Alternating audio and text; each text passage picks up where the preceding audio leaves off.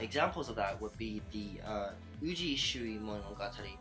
The Uji Shui Monogatari actually has sections of the story in Mutsuwaki, and what sets Mutsuwaki and Uji Shui Monogatari apart is that Uji Shui Monogatari is actually written about 130, 150 years after the Mutsuwaki was completed. So this trend of a time lag, where stories are compiled, stories are developed and rewritten, is very common, and it's echoed. This trend is echoed in the Heiji Monogatari as well as the Heikei Monogatari. The Heiji Monogatari is kind of a it describes the events of the Heiji Rebellion, which occurred in 1159. But the story itself did not come. The actual literature did not come until 1220. So the timeline between that is it's interesting to note, but on a more severe case, the Heikei Monogatari is actually describing the Genpei War, the struggle between the Taira and the Minamoto clan. In 1180 to 1185, this Genpei War period is actually, the story itself is written about 200 years after the real incident. So the final version, complete version of the Heikei Monogatari is completed in 1371. So this time discrepancy is very, very crucial to the establishment of the Bushido Code, because commonly speaking, the Heikei Monogatari really sets the standard for the Bushido Code, in that includes traits like honor unto death, being humble and not hoarding everything, not wanting everything. Another really stressed point is the loyalty issue, also in the mastery of martial arts and the bow and arrow as well as the sword. The time discrepancy is very, very important, in that referring back to the classical age, the literature written in that age reflects the values and the thoughts of that era.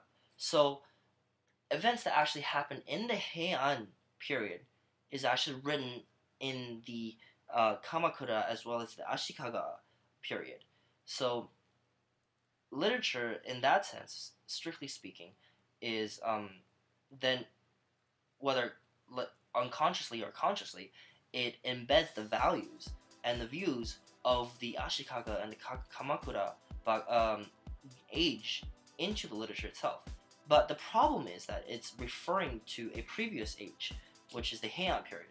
So the problem arises then that where, in which era does Bushido actually come from or originate?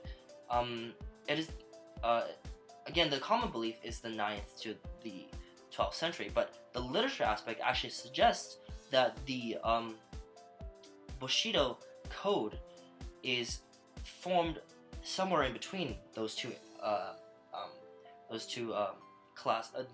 eras.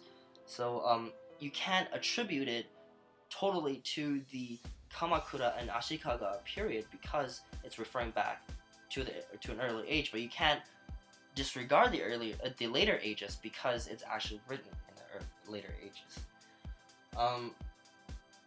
And then in the modern, which is the modern phase of literature, it actually again canonizes the samurai Bushido code and interweaves it into stories of fantasy element, which can be found in a very popularized novel, and it's by Kyokute Bakin, and he wrote the Nanso Satomi Hakenden, and it's a very famous discourse in which it reflects the code of the samurai, or the Bushido code. To sum up the literature aspect, it actually gave us insight to when Bushido actually originated. So it is not in the Heian period, and it's not in the Kamakura and the Ashikaga period, but it's rather the accumulation of these three distinct political eras as well as the literature eras to come up with identity. And it's actually the samurai identity. I would say that the Heian period, the samurai identity originated from the Heian period, but it's not as defined as a code. Whereas it does account for the archery and the mastery of martial arts, but in the Kamakura and the Ashikaga period, it stresses the concept of loyalty, which is demonstrated in Masashige's Kusunogi Masashige's story of undying loyalty to the emperor, and that I think is embedded within kind of that period, which is the Kamakura period, into the samurai culture.